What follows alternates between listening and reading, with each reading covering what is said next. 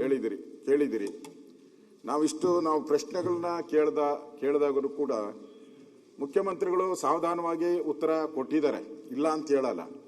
ಆದರೆ ನಾವು ಪರ್ಟಿಕ್ಯುಲರ್ ಕೇಳಿರೋ ಬಿಟ್ಟು ನಾನು 5,000 ಕೋಟಿ ಭಾಗ್ಯದ ಲಕ್ಷ್ಮಿದು ಹಣ, ಅದು ಫೈನಾನ್ಸ್ ಕೊಟ್ಟಿರ್ಬೇಕು, ಗೃಹಲಕ್ಷ್ಮಿದು ಅದನ್ನು ಹೇಳಿದ್ದೀನಿ, ಅದಕ್ಕೆ ಉತ್ತರನೇ ಇಲ್ಲ. ಕೊಡ್ತೀನಿ ಅನ್ನೋದು ಇಲ್ಲ, ಇಲ್ಲ ಅಂತ ಹೇಳಲ್ಲ.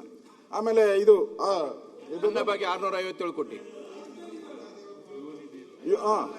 ಈ ತರದ ಇಲ್ಲ.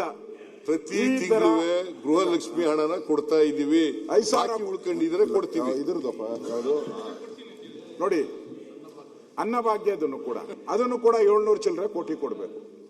ಈ ತರ ಎಲ್ಲೋ ಒಂದ್ ಕಡೆ ಎಲ್ಲಾನು ಕೂಡ ಮುಚ್ಚುಮರೆ ರೀತಿ, ಅಂದ್ರೆ ಸಾಲ ಜಾಸ್ತಿ ಬರಬಾರ್ದು. ನಮ್ಮ GDPದು ಏನಿರ್ಬೋದು 3% ಒಳಗಡೆ ಇರಬೇಕು, 25% ಒಳಗಡೆ ಇರಬೇಕು. ಇದನ್ನ ತೋರ್ಸಕ್ ಇವೆಲ್ಲವನ್ನ ಸೈಡ್ಗೆ ಹಾಕಿದ್ದಾರೆ. ಇವೆಲ್ಲ ತಂದು ಬಿಟ್ರೆ ಇವೆಲ್ಲ ದಾಟಿ ಹೊರಟೋಗ್ತೈತೆ. 3 ದಾಟಿ ಹೋಗ್ತೈತೆ, 25 ದಾಟಿ ಹೊರಟೋಗ್ತೈತೆ. ಅದರಿಂದ ಈ ಸರ್ಕಾರ ಈ ಬಜೆಟ್ ಇದು ಜನಪರ ಇಲ್ಲ. ಅದಕ್ಕೆ ಇದನ್ನ ವಿರೋಧ ಮಾಡ್ತೀರಿ. ಇದನ್ನ ವಾಕೌಟ್ ಮಾಡಿ.